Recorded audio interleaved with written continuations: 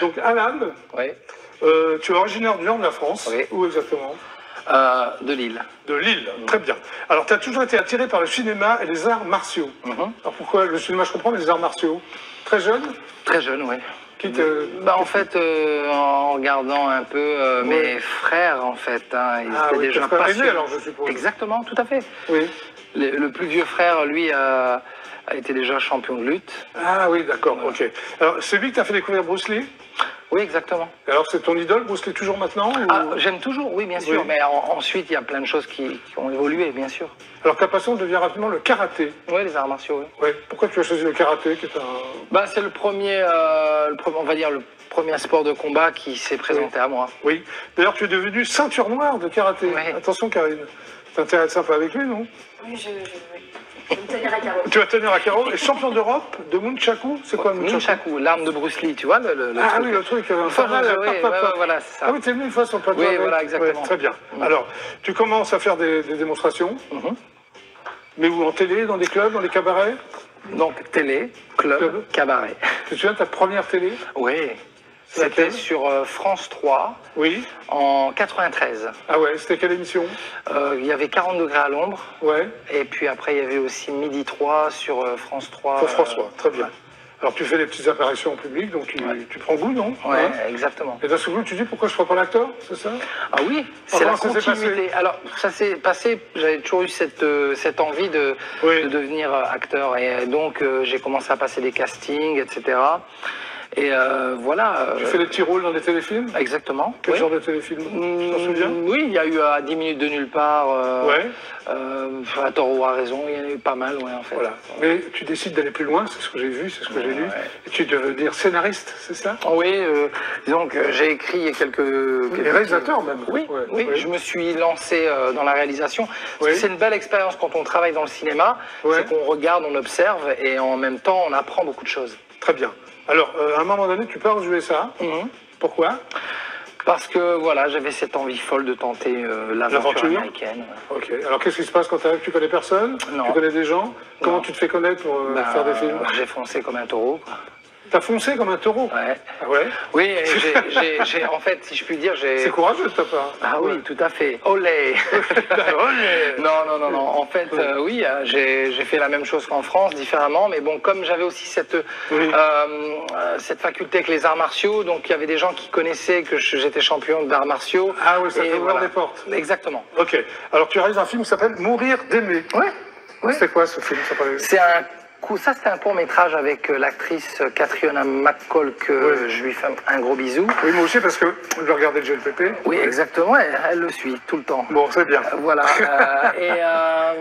Donc c'était un court-métrage assez, on va dire, émotionnel parce que ça traite d'un sujet sur l'euthanasie. Ah oui. J'avais envie de le traiter, quoi. Ouais, c'était un sujet fort. D'accord. Après, tu te retrouves au Canada et tu participes à un show télé qui s'appelle Road to Hollywood. Oui. Et qu'est-ce que tu faisais? Alors là, c'était, fallait danser, chanter. Tu danses, toi? Oui. J'ai déjà fait des petites apprenais démos de comme ça, hein. faire des arts martiaux. Ah, moi, je me permettrais pas de dire s'il a l'air ou pas d'être danseur.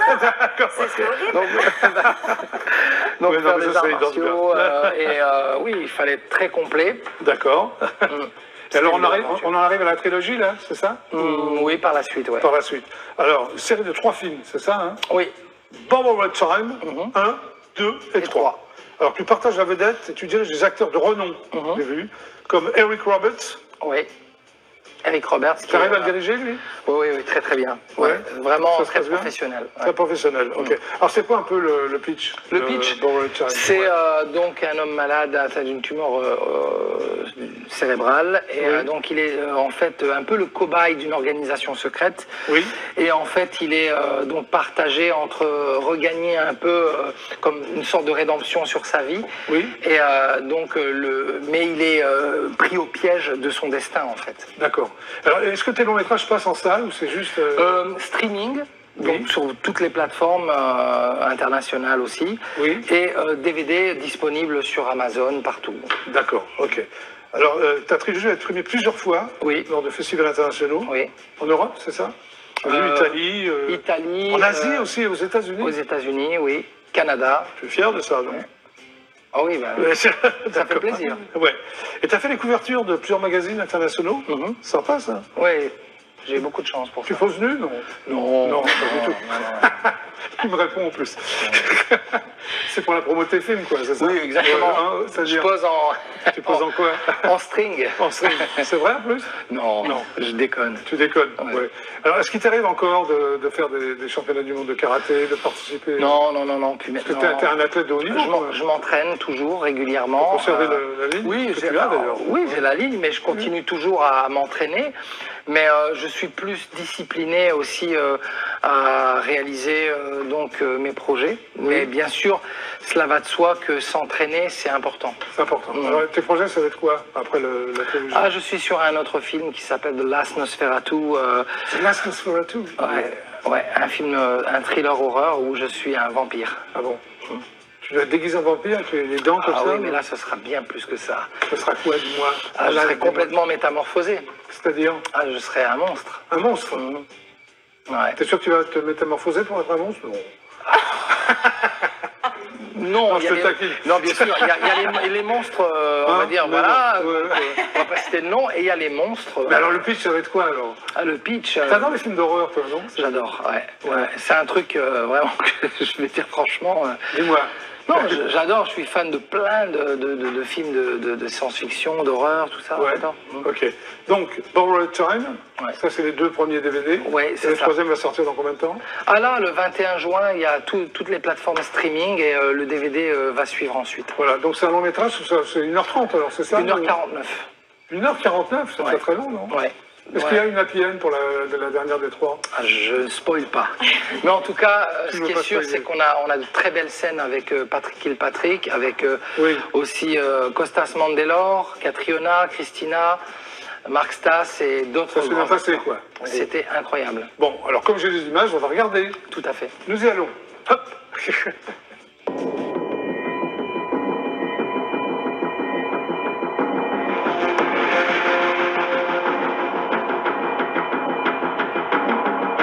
Denard is my name. I am the victim of a secret experience. I am on borrowed time. I have nothing more to lose. I have to end what I've started. I have to find the guy behind all of this. This is going to end badly. We are discovering new science. Man 2.0. Wagner is a bad guy. I'm sure you understand that. And he wants to use this technology for very bad purposes. He has to be stopped. Everything that's going on in your life is deeply disturbing. But I want you to know that I'm there 100% for you, Mr. Denard. Too many people dead around me. Bro, you are not alone. You don't have to carry that weight by yourself. Oh, I am, my friend.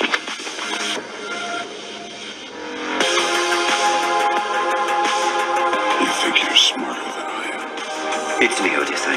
This is my city here. Maybe it's time to give Wagner a very big surprise. Surrounding yourself with people you trust is the key, Frank. Don't forget, we have the same goal in mind. I know how you like to fight, and you're gonna get in trouble. You're gonna go there and face Wagner, all alone. Be careful. The chaos, the confusion. Be with it. Let it be a source of empowerment for you. You're the only family I have. Don't do anything stupid, Frank.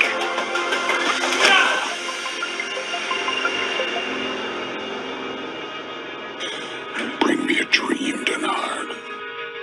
Bring me a dream.